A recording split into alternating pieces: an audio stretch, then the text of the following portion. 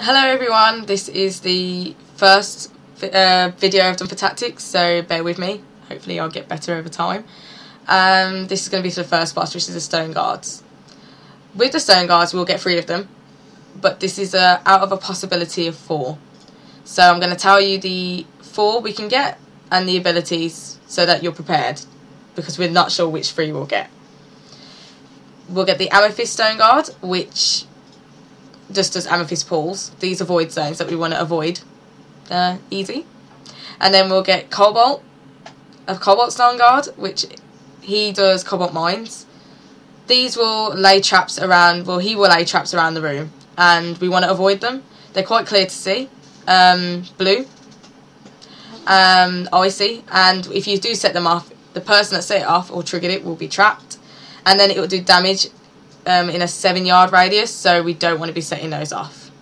The Jade Stoneguard will do random damage to the raid, so there's nothing we can do about that. And the Jasper Stoneguard will do Jasper chains. Now, what we're going to do with these chains is stick together. So 2 people in the raid will get chained, and I want to see them run into each other.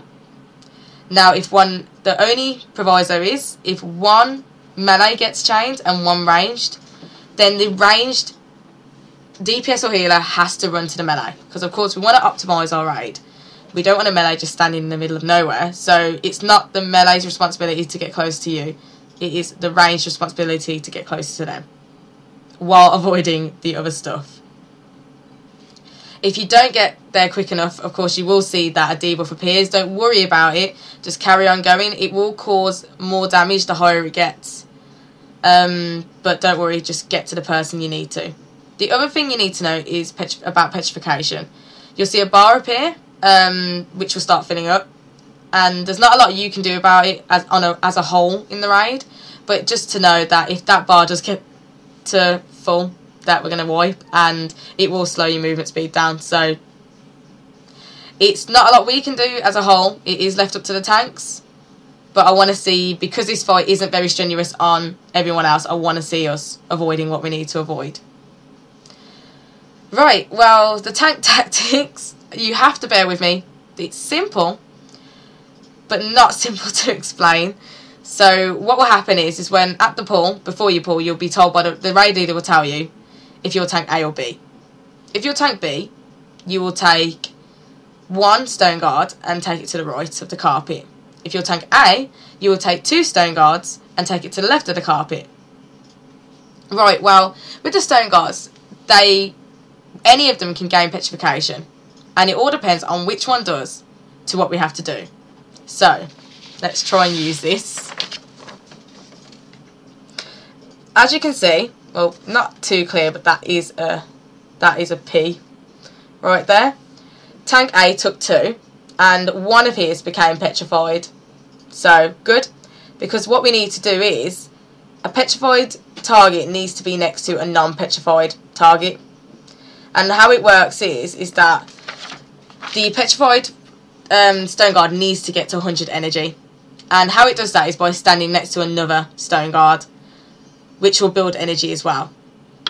Once it gets to 100 energy, it will explode, petrification will reset, and then another one will get petrification, and we have to have the 0 one next to it, which I'll explain in more detail in a second.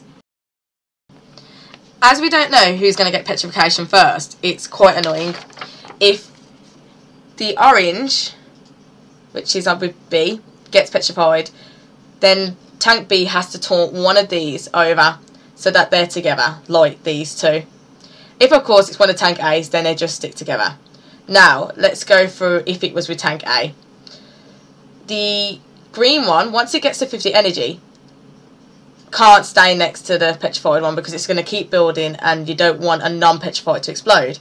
So when the green gets to 50 energy, tank B would taunt the petrified over here with this one that's got 0, and then this one will already be at 50 and it'll build up to 100 and explode and reset. After that first one happens, you are left then with each tank having 1 at 50 energy, and one of the ones with 50 energy is going to get petrification. So if it's the one that's just exploded and the 2 are already there, you need the one that's just exploded next to the petrified one, because you need the one at 0 energy to build that one up to 50, and then the one that's already at 50 to explode to reset it. Now, I know that sounds a bit weird, but you will get what I mean. I hope you get what I mean.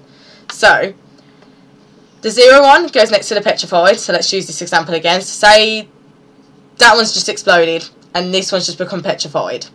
So, this one's already 50, and it's next to this one. When this one gets to 50, that would explode, and that one would be 0. And then, if this one then, which is already at 50, becomes petrified, tank B would have to taunt the one at 0 to be next to that one.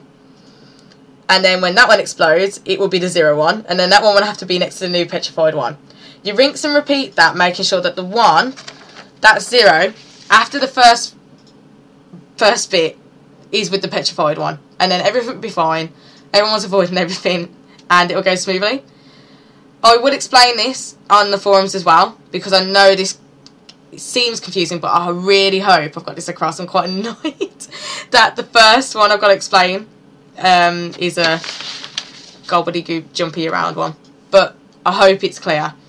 Thank you, and I'm going to try and get 4 bosses done tonight, but at least the minimum will be 3. So let me know if this makes any sense, guys. Thank you.